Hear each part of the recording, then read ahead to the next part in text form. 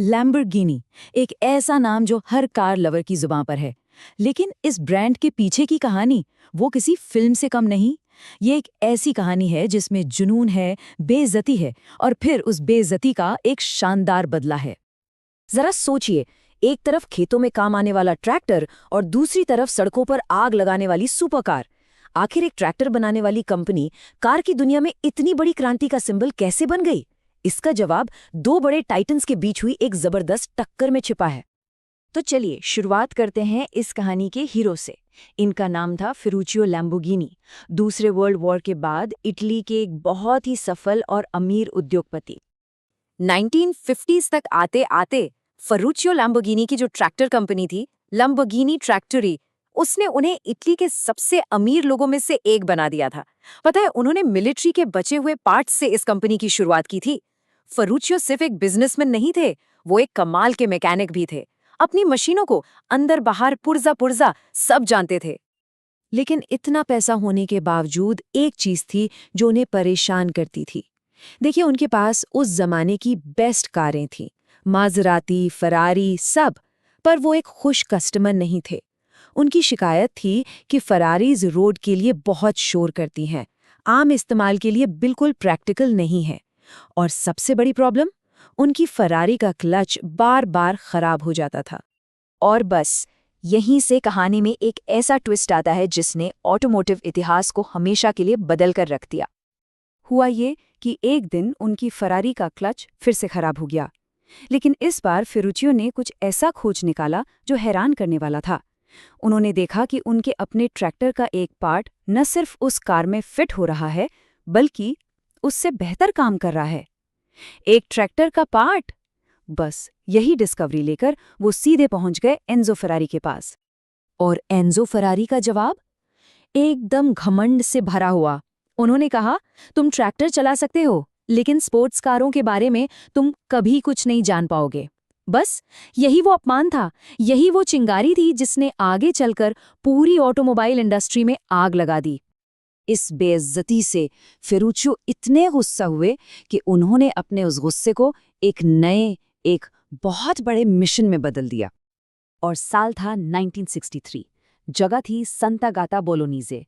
Automobile Lamborghini SPA की स्थापना हुई। मुकाबला ऑफिशियली शुरू हो चुका था। उनकी जो पहली कार आई 350 जीटी, वो उस बेइज्जती का एक परफेक्ट जवाब थी। पावरफुल थी, सुंदर थी और बहुत ही स्मूथ। इसने साबित कर दिया कि एक ग्रैंड टूरर परफॉर्मेंस और लग्जरी दोनों दे सकती है। इस कार ने लैम्बोर्गिनी की फिलॉसफी सेट कर दी। ऐसी कार बनाओ जो परफॉर्मेंस में भी जबरदस्त हो और कंफर्ट में भी। सीधा सीधा फरारी को चैलेंज। और वो मशहूर चार्जिंग बुल वाला लोगो, वो भी फेरुचियो की अपनी पहचान से जुड़ा है। उनकी राशि थी टॉरस, यानी वृषभ। तो ये लोगो उसी ताकत, उसी आक्रामकता और प्रभुत्व को दिखाता है जो हर लैम्बोर्गिनी में नजर आती है। अब आगे बढ़ते हैं और बात करते हैं उस कार की जिसने न सिर्फ नियमों को तोड़ा, बल्कि हाई परफॉर्मेंस ऑटोमोबाइल होने का मतलब ही बदल दिया। ये थी म्यूरा, जो 1966 में आई। इस कार ने तो तूफान ला दिया था। इसका इंजन ड्राइवर के पीछे लगा था, एक ऐसी चीज जो उस वक्त सिर्फ रेस कार्स में होती थी। इसका खूबसूरत डिजाइन मार्चेलो गैंडिनी ने तैयार किया था और इसी कार को दुनिया की पहली सच्ची सुपरकार माना जाता है। मियूरा ने परफॉर्मेंस कार्स के लिए एक नया टेम्पलेट सेट कर दिया, एक ऐसा टेम्पलेट जिसे आने वाले कई दशकों तक कॉपी किया गया। इस एक कार ने लैम्बोर्गिनी की प्रतिष्ठा को हमेशा के लिए मजबूत कर दिया कि ये लोग साहसी हैं और इनकी इंजीनियरिंग सबसे अलग है। लेकिन कहानी में हमेशा सब कुछ आसान नहीं होता। इस शुरुआती सफलता के बाद एक बहुत मुश्किल दौर आया, इतना मुश्किल कि ब्रांड का अस्तित्व ही खतरे में पड़ गया। साल 1973 में ऑयल क्राइसिस आया और इसने हाई परफॉर्मेंस कारों की मांग को बिल्कुल खत्म कर दिया। फेरुचियो इससे इतने निराश हुए कि उन्होंने अपने सारे शेयर्स बेच दिए और अपने अंगूर के बाग में जाकर रिटायर हो गए। जिस कंपनी को उन्होंने खड़ा किया था, उसे पीछे छोड़कर। इसके बाद के सालों में कंपनी के हालात बहुत खराब रहे। ओनरशिप एक हाथ से दूसरे हाथ जाती रही। पहले स्विस इन्वेस्टर्स, फिर 1987 में अमेरिकी कंपनी क्राइसलर, उसके बाद 1994 में मलेशियाई और इंडोनेशियाई ग्रुप्स। ये सिलसिला चलता रहा। फिर आखिरकार 1998 में ऑडी एजी, जो वोक्सवैगन ग्रुप का हिस्सा है, ने इसे खरीद लिया और कंपनी को एक स्थिरता मिली। और बस यहीं से शुरू हुआ लैम्बोर्गिनी का मॉडर्न युग। फाइनेंशियल स्टेबिलिटी मिलने के बाद ब्रांड की उस विद्रोही भावना को खुलकर उभरने का मौका मिला। ऑडी के अंडर आने के बाद लैम्बोर्गिनी को आखिरकार वो पैसा और वो इंजीनियरिंग सपोर्ट मिला जिसकी उसे सख्त जरूरत थी। ये एक बहुत बड़ा टर्निंग पॉइंट था। इसके बाद तो मॉडर्न आइकॉन की लाइन लग गई।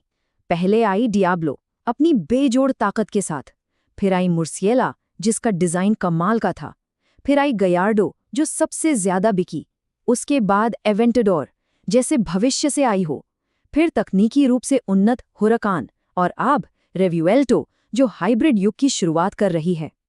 2023 की रेव्युल्टो जो ब्रांड की पहली हाइब्रिड V12 है, ये दिखाती है कि लैम्बोर्गिनी अपनी विद्रोही परंपरा को भविष्य की तकनीक के साथ कितने अच्छे से मिला रही है।